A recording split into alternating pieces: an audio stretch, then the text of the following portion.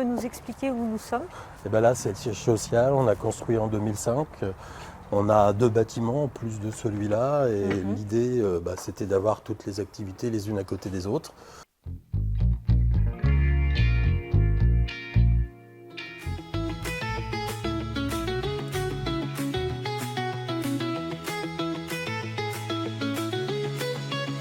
Comment t'es rentré à la radio?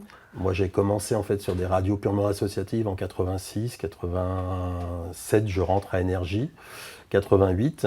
Là, je connais mon associé actuel, Richard Lamy. C'est le début de la radio et puis une opportunité aussi quand tu étais animateur à l'époque, tu faisais pas beaucoup d'heures. Fallait trouver d'autres choses et je m'occupais de la promotion. J'ai en charge de monter un événement concert et là, c'est la rencontre peut-être avec le monde du spectacle, de l'événement. 1989, on était jeunes, 23 ans. On va créer une entreprise. Et le modèle de l'entreprise, en fait, on a regardé, c'était de l'animation, c'était de la sonorisation. Ça n'existait pas, en fait, nos métiers. Maintenant, on voit le mot événement un peu partout. Et nous, en fait, on n'avait pas spécialement la connaissance ou l'envie d'aller vers du live et du rock. On avait envie de plutôt créer du contenu pour des réunions d'entreprise. C'est-à-dire qu'à l'époque, c'était un chef d'entreprise qui était devant ses collaborateurs dans une salle des fêtes. Quand il y avait une sono, c'était un microfile, 2 transparents. Et nous, on a eu l'idée d'amener du mobilier, d'amener des vrais moyens techniques. Nos premiers achats, c'était les micros sans fil. Les clients avaient beaucoup de mal à schématiser et orienter leurs demandes. On a envie de faire quelque chose, on ne sait pas quoi. Donc à nous d'y amener souvent des moyens techniques, d'y amener des solutions et puis d'emmener le client dans une histoire.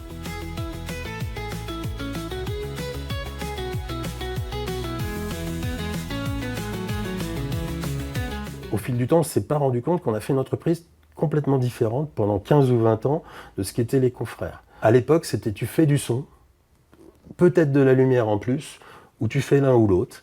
Et nous, en fait, on avait besoin des 3 choses. Et on a compris que même s'il n'y avait qu'un seul moyen technique, ce serait l'image. L'image va permettre de diffuser des messages, et on va s'appuyer dessus en utilisant la lumière qui va être magique et le son qui va être de bonne qualité. On a la chance d'être dans une région qui s'appelle la Cosmetic Valley. On a des gens comme Christian Dior, L'Oréal dans le coin pour faire les vœux.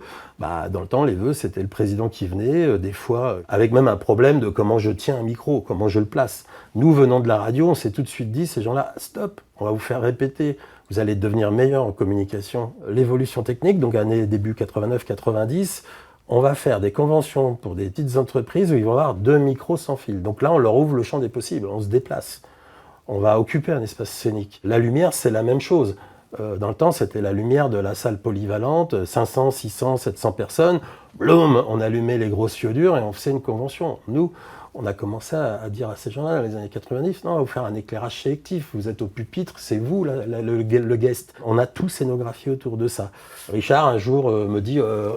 j'ai un copain qui m'a parlé d'un truc, il faut que j'aille aux États-Unis. Et là, il m'appelle, il me dit, je suis dans une église et je viens de voir un truc fabuleux. On avait un farfelu au fond d'un garage, à l'américaine, un peu à la Bill Gates et compagnie, qui avait développé un gros ordinateur bleu qui valait 30 ou 40 000 $ à l'époque, qui permettait d'envoyer des images, 3-4 flux en même temps sur différents endroits. Bon, écoute, on achète ça. On arrive avec cette fameuse boîte bleue en France, et là, avec nos petits moyens de boîte de province, on prend une salle à Paris, on met 3 petits vidéoprojecteurs et on fait voir à tous nos clients d'agences parisiennes, d'événements, on sait faire maintenant plus grand que les copains. Ça, c'est début des années 2000. Après, jusqu'en 2015, on arrivait à vraiment faire des beaux événements, puisqu'on maîtrisait le son, la lumière, la vidéo. Sur Paris, on fait quasiment que de l'image. En province, on est obligé de faire un 360 degrés, comme j'appelle.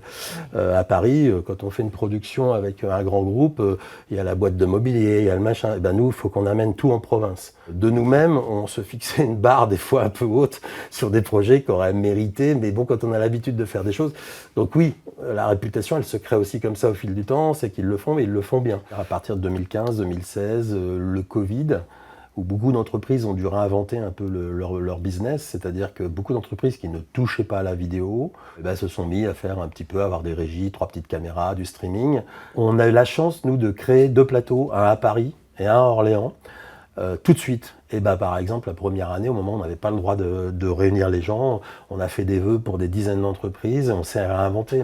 Au même moment, en fait, on a récupéré dans notre secteur local la partie technique d'un gros centre de conférence, d'une grosse salle Arena, qui nous a énormément occupés. Donc j'avoue que bêtement, on a moins relancé nos clients parisiens.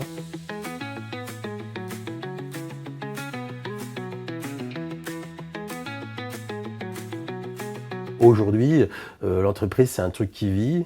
Tout à l'heure, je vous ai présenté un collaborateur qui est là depuis 32 ans, il m'a dit. On a toujours aussi aimé travailler avec l'humain, avec une dimension humaine. Et ça nous a amené peut-être des fois à ne pas vouloir trop grossir, parce qu'on voulait garder la maîtrise, et puis on voulait être sur nos chantiers. L'entreprise n'a pas bougé en 36 ans d'existence. Depuis la deuxième année, on est 3. Ce qui a fait que ça fasse un groupe de personnes qui s'entendent autour d'un truc, c'est j'ai une idée, Richard a une idée, comment on va faire qu'elle soit réalisable?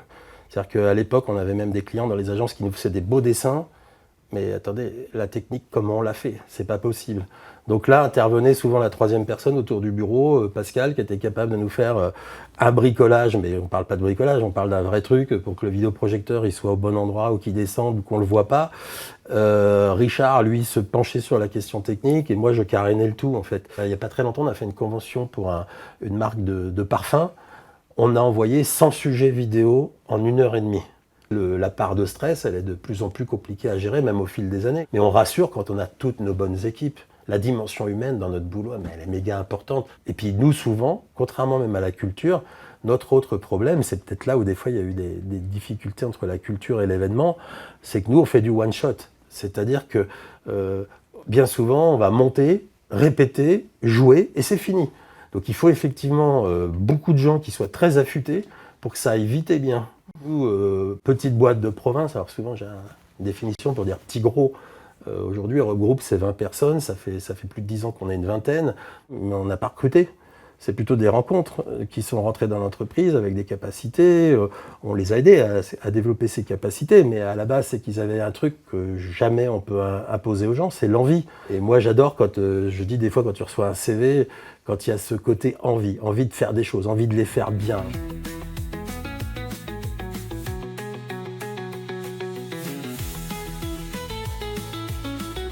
Je viens d'une famille d'ouvriers qui s'est élevée. C'est-à-dire que mon père a commencé à la SNCF pendant la guerre à garder des barrières. Il a fini cadre supérieur. Ça veut dire des cours du soir, des soirées où il n'était pas là. Ma maman, c'est une dame de la terre qui, à 10 ans, allait au champ quand il y avait du travail au champ et puis à l'école quand il n'y avait plus rien à faire parce qu'il faisait chaud.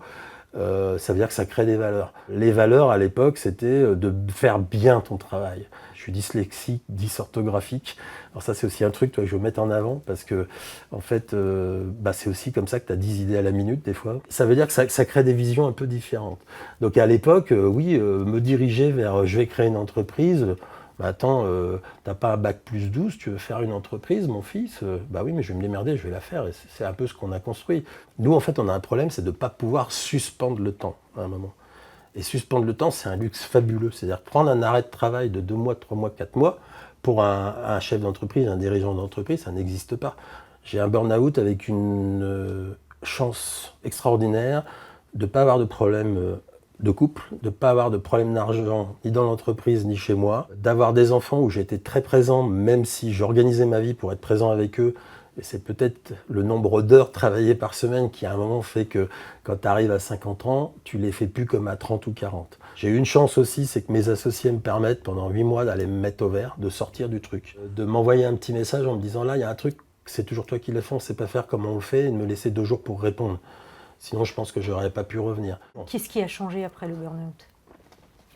Mon organisation personnelle du travail. Et puis, forcément, tu freines. Donc, ça veut dire que tu freines un peu dans les affaires.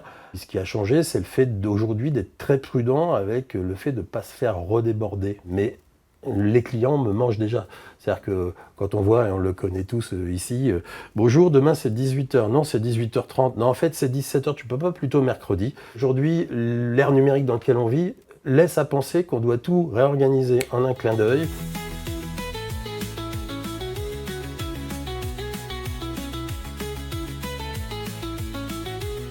Je crois qu'il y a 18 ans que je suis au Sympass.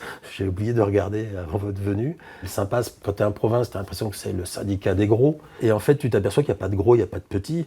C'est qu'il y a un métier qu'on est en train de créer malgré nous, sauf qu'il n'y a aucune règle. Alors moi, je ne suis pas quelqu'un qui aime les règles, mais j'aime bien que tout le monde ait les mêmes chances. Je me dis, je vais y aller, puis je vais aussi participer. On a la chance aussi d'être un syndicat où aujourd'hui, 400 entreprises, c'est beaucoup de petites entreprises, hein, mais notre action peut peser dans l'orientation. Beaucoup de gens ne comprennent pas que si on n'avait pas écrit ces règles qui paraissent contraignantes, il en existe plein d'autres qui n'étaient pas toujours bien appliquées dans notre milieu, mais qui sont 10 fois plus contraignantes et qui sont totalement décorrélées de ce qu'on fait nous. C'est vrai que ce qui m'intéressait beaucoup, par exemple, c'est de créer de la formation. J'en avais marre d'aller voir un électricien qui m'expliquait comment on faisait dans le bâtiment. Mais Coco, comment on fait dans le spectacle? J'ai participé à pas mal de choses autour de la création des postes. Un technicien audiovisuel, c'est quoi? Là, je travaille des fois avec des décos. Les gars, en 55 ans, il n'y a personne derrière pour les remplacer. Donc les formations, il va vite falloir les créer. On doit être les vrais opérateurs, les vrais chefs d'orchestre de comment notre métier et notre profession doit être représentés.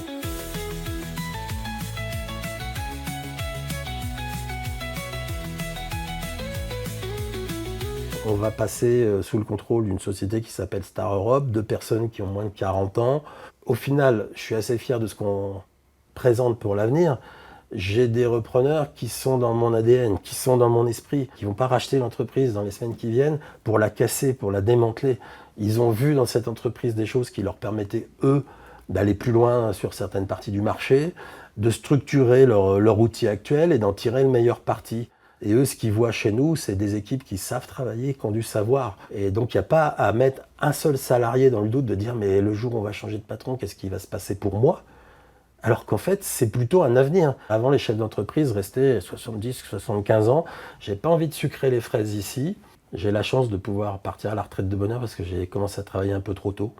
Et non, j'ai envie peut-être d'avoir un œil plus...